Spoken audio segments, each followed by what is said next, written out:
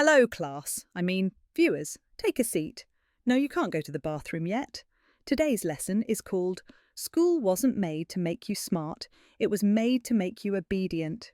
Yes, obedient, quiet, bell-trained, just like Pavlov's dogs, though, but with algebra. Now, if you think school was created to nurture your soul and unleash your creativity, let me gently toss that thought into the nearest recycling bin of history. Let's rewind to the 1800s. The Industrial Revolution was in full swing. Factories were popping up everywhere, machines were humming, men were getting rich, children were inhaling coal dust at age 8.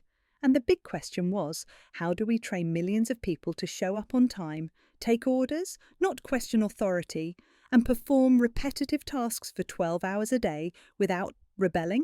Ta-da! Enter the modern school system, inspired by factories, designed like prisons, organized like military camps, implemented by governments, and praised by the same people who thought lead-based paint was totally fine for babies. Let's break it down. Desks in rows, a bell that rings to move you from one task to the next.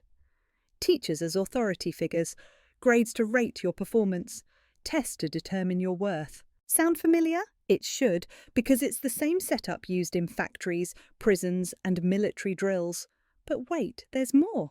Schools weren't just copying factories, they were training kids to enter them, to follow rules, to stand in lines, to sit still, to shut up, to give the same answer as everyone else. Individuality? Not today, Satan, and let's talk about the bell, that sweet little Pavlovian ding that controls your every move. No, it's not because kids naturally learn in 45-minute blocks. It's because factory shifts were timed. You had to be conditioned, staziki, like a good little gear, to move when the system told you to. So every time that bell rings, you're not learning time management. You're learning to obey without asking why. And when you raise your hand to go to the bathroom, that's not about hygiene. That's about permission. About understanding that your body isn't fully yours between 8 a.m. and 3 p.m. You're part of the system now. Don't think, just wait for approval. Now let's talk curriculum, the stuff you're actually taught. The ABCs of conformity, the 123s of historical omission. Were you taught how to file taxes? No. Were you taught how to build a healthy relationship? No. But you were taught how to calculate the area of a rhombus, because, obviously, that comes up every Thursday in adulthood. Oh, and let's not forget the capital cities of Europe. Yes, you must memorize them, because that's what smart people do, right? They memorize random lists instead of developing skills or critical thinking. Spoiler alert, smart doesn't mean obedient, but in school it often gets confused with quiet, compliant, and remembers what the textbook says. Now, let's zoom in on how school deals with creativity. Imagine a child drawing a dragon in their math book. That's not seen as imagination, that's seen as distraction, a red mark, a phone call home. Your child is not staying on task. Translation: your child is not robotic enough for our liking, a kid who questions the rules.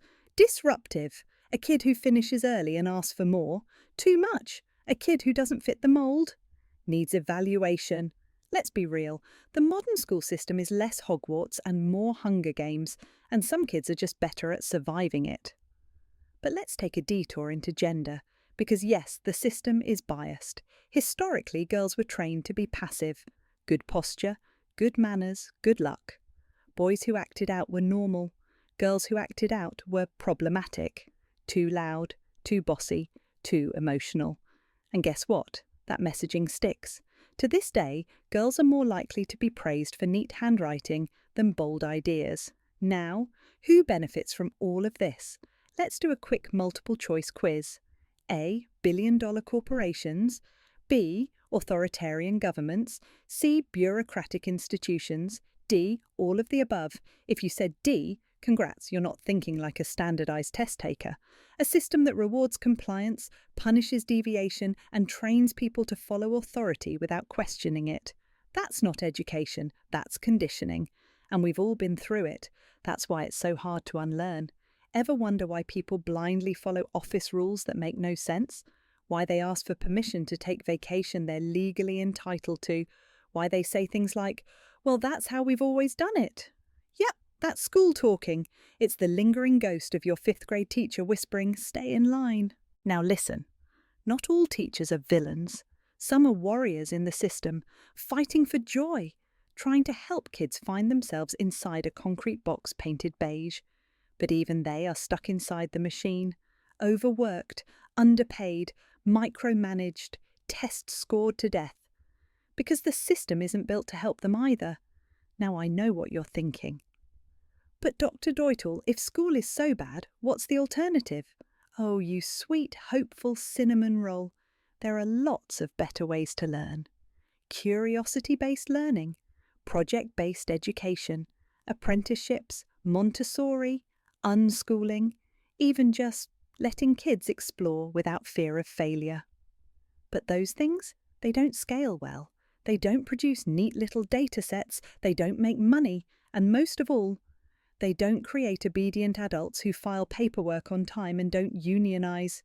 So, here we are, still stuck in a model from the 19th century, still giving gold stars for memorizing instead of understanding, still acting like the world hasn't changed, even though literally everything else has. Final exam time. What should education really be? A. A factory that produces obedient workers. B. A cage that rewards silence. C. A stage where kids perform for approval. D. A garden that grows unique, critical, messy, brilliant minds. I choose D. And I hope you do too. Now go, unlearn something, break a rule, question the system. Because if school trained you to sit down and be quiet, then maybe the smartest thing you can do is stand up and speak. Class dismissed.